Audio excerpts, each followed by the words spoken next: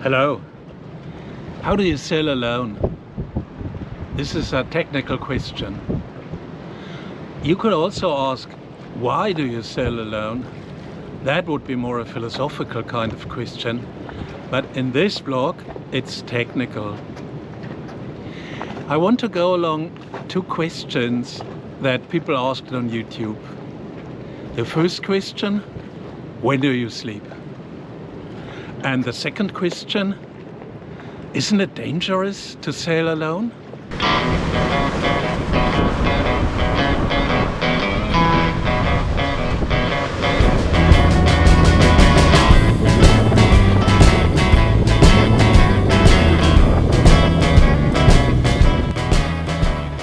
You don't want to see this here, a vessel on a collision course. At night, even more irritating. Where's bow, where's stern? How far away is it? The AIS is the most important device for solo sailing. The transmitter sends my position to other ships. Sailors have right of way, at least when they're under sail. Most professional vessels change course by a few degrees and pass behind me when they see my signal. Into the receiver I enter 1 nautical mile, 18 minutes. If another ship crosses at less than 1 nautical mile within the next 18 minutes, the AIS sounds the alarm.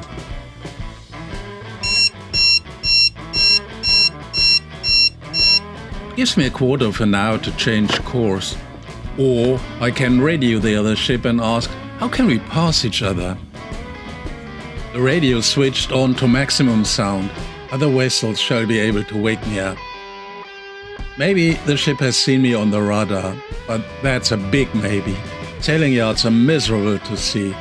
My ship is made of steel and I have a radar reflector in the mast to amplify my echo, but I'm not sure if that makes any difference.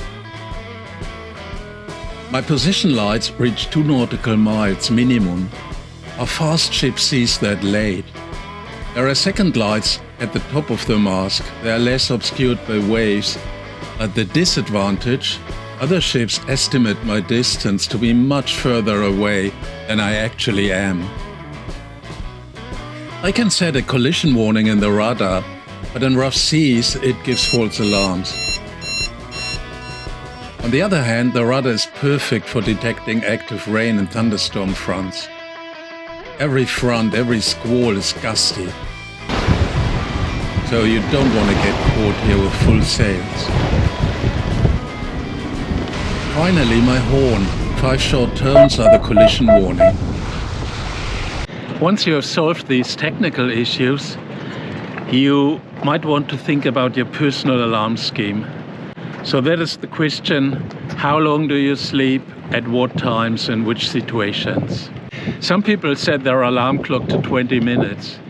And in a way they are right. It will take 20 minutes if there is a fast boat approaching between seeing its position lights and reaching it.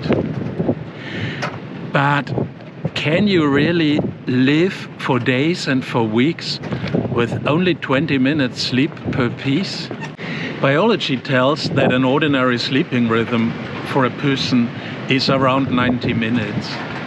It means after 19 minutes you come into a phase where your eyes are moving rapidly and you start dreaming, and you might also awake then. So I sleep when I can sleep for 90 minutes at a time, and at least twice. That's easy on the ocean with little traffic. It's more difficult near the coast. I need to make sure that I don't crash into the coast even if the wind shifts. If I'm 12 nautical miles away from the coast and sailing at 6 knots, I may be able to sleep for 90 minutes. If there are fishermen in the vicinity, I cannot sleep. Fishermen have right of way, their AIS is often switched off, and they sail absurd courses.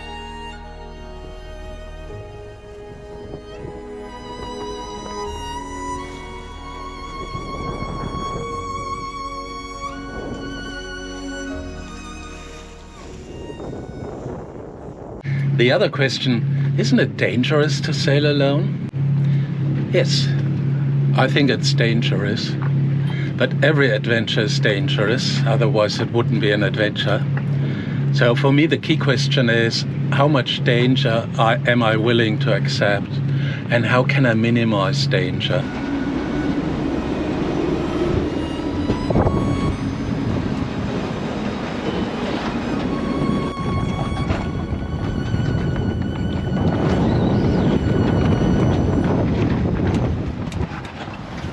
I make a difference between passive safety and active safety. Passive safety is everything I've changed on my boat, and active safety is everything I have changed on myself. Raikya had a 60 centimeter, 23 inches high sea fence, like many yachts, pretty and inconspicuous. Today, she has 85 centimeter, 33 inches high stainless steel railing. Ugly, but a massive safety gain. I can go on the foredeck without having to constantly fasten my safety belt, and I feel extremely safe. I can operate everything from the sheltered cockpit. Set or reef the sails, veer or haul, steer the boat and operate the engine. Raikya has 3 furling systems leading into the cockpit. I only need to leave the cockpit for the mizzen sail. The 2 head sails are cut high. I can see underneath them and see what lies ahead of me. It's great when you don't have a partner who can keep a lookout.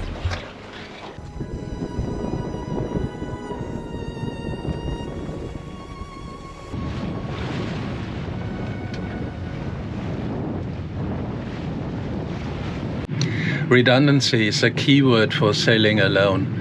Most of my important systems are duplicated, triplicated, quadruplicated. A solo sailor can't stay at the helm for days on end. You need systems that steer themselves. That's why I have a wind vane, autopilot and spare tiller, in addition to the inside and outside helm. And a long killer steers itself on close-hold courses. However, self-steering is almost impossible downwards.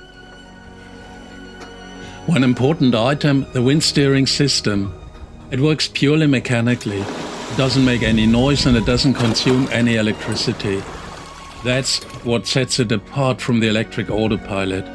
I love it for that. Its disadvantage, Raikya's heavy, 17 tons. In gusts, the wind steering is not strong enough to keep Raikya on course. Then my only option is to reef the sails, go slower and grit my teeth. Raikya doesn't have a spade rudder like most yachts, but the rudder is attached to a skeg. This provides more protection. Wind generator, solar generator, portable generator, generator on the engine for electricity. Electronic nautical charts are on plotters, tablet and smartphone. I've made sure that I can carry all the items myself, even if the boat is rocking. My petrol generator only supplies 1 kilowatt. I can't carry a 2 kilowatt generator. So my Hoover must not consume more than 1 kilowatt. Neither my tools.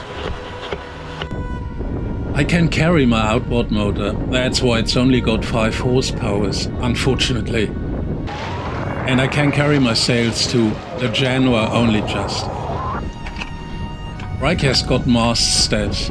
Today I would install fixed steps. I find the folding steps complicated and potentially dangerous. I have a safety carabiner for mountaineering and a climbing harness. It can hold me, even if I fall and hang upside down.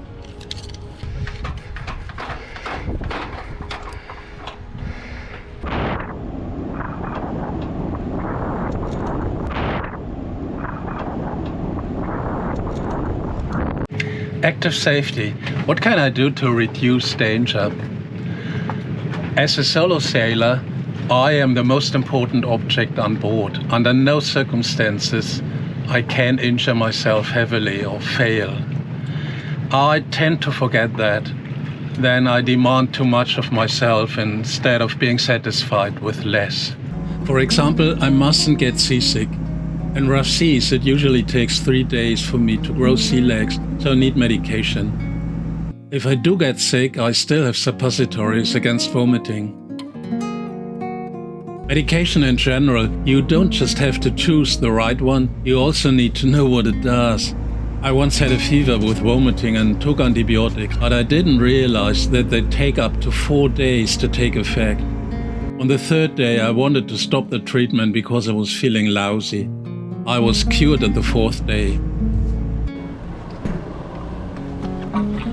It can be less dramatic. I learned not to step barefoot on deck. The deck of Riker is like a fakier board. Skipping this rule, I broke 2 toes and got various bruises.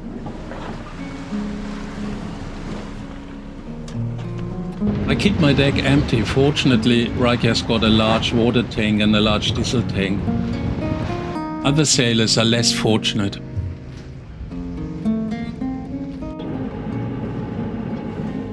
Mooring solo is always exciting. Riker reacts extremely to crosswinds, has no bow thruster and is difficult to steer backwards as a long keeler. The center mooring line is the most important because the railing passage is right next to it. Once I've got it secure, everything else is child's play. If the engine fails, I can lower the dinghy into the water and use the outboard motor to move Riker into a harbor. It's weak with 5 horsepower compared to Riker's 17 tons. It only works when the headwind is poor. If the anchor winch fails, I pull the chain up over the sheet winch. I've prepared 2 lines with 2 chain hooks for this. Many things are easier when you sail with a crew, but you can do it yourself, you can sail alone. Of course, there's danger. But who tells that there's less danger when you sail with a crew? I mean, what if you argue? If there's bad mood on the boat? What if you are not the same opinion about a measure?